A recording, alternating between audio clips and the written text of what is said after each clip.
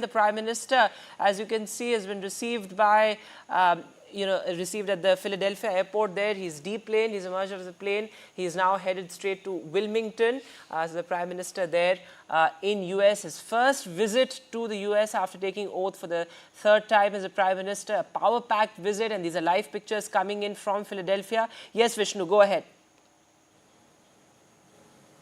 No, so, live pictures of the Prime Minister arriving. It's just a 3-day visit, but heavens, he's got it really packed this time around in terms of his priorities. He's going to be coming to this hotel where I am right now. The reason I'm not out on the road is that I can see by looking out the window is the Secret Service have this entire area completely covered, so road access not possible. He's going to be here for a little while before he moves to the residence of President Joe Biden. I would hope to be there as well to sort of get a chance to see the two leaders greet each other before they head off for the bilateral meetings. And then, of course, there will be the Quad Summit, which takes place as well. But, I'd spoken to you about the cancer moonshot. I'd spoken to you about semiconductor technology. Let's talk about climate change, which you have referred to. I think a lot of what India is looking for from the United States is the transfer of state-of-the-art technology, which makes the transition to green energy, green technology is so much easier for India.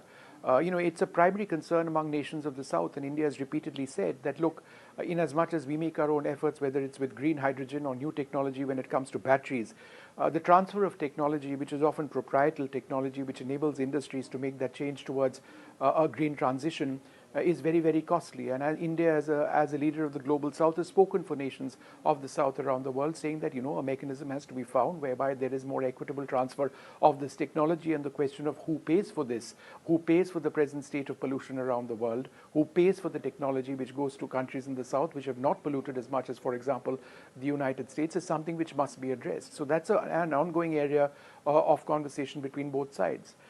And as one other important aspect of Indian foreign policy has been the expansion of the United Nations Security Council. That's going to come up certainly in the Futures Conference, which the Prime Minister will be addressing in New York at the United Nations General Assembly.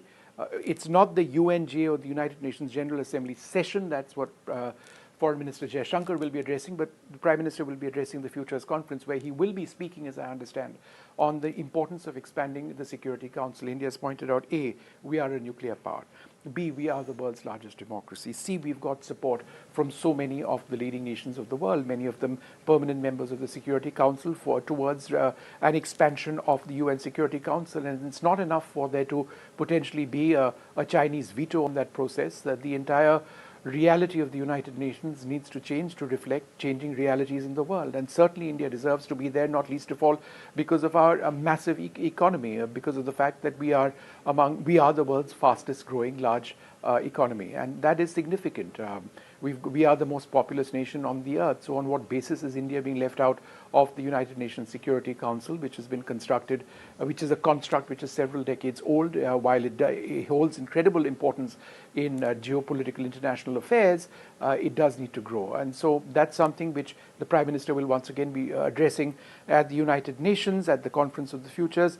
We face an incredible threat of terrorism. The United States faces a concern of terrorism. I expect that discourse on terrorism to come up in various forums. For example, over here in that bilateral conversation, India would talk about extremist threats from Khalistani organizations, some of whom operate in Canada and the United States. We talk about the threat we face from countries such as Pakistan.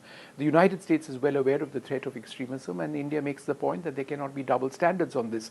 A terrorist threat is a terrorist threat. It comes in different ways, shapes and forms, but it is something which challenges the stability of nations, and therefore India is uncompromising as far as the threat of terrorism is concerned, and that's something that's likely to come up once again as India seeks justice from the attacks that we have suffered, what we face in terms of Pakistan-sponsored terrorism. Vedant, I've tried to identify several areas which are of importance, which in a sense summarize the relationship between India and the United States. But again, since we are also talking about the Quad, these are all issues which bind the Quad as well.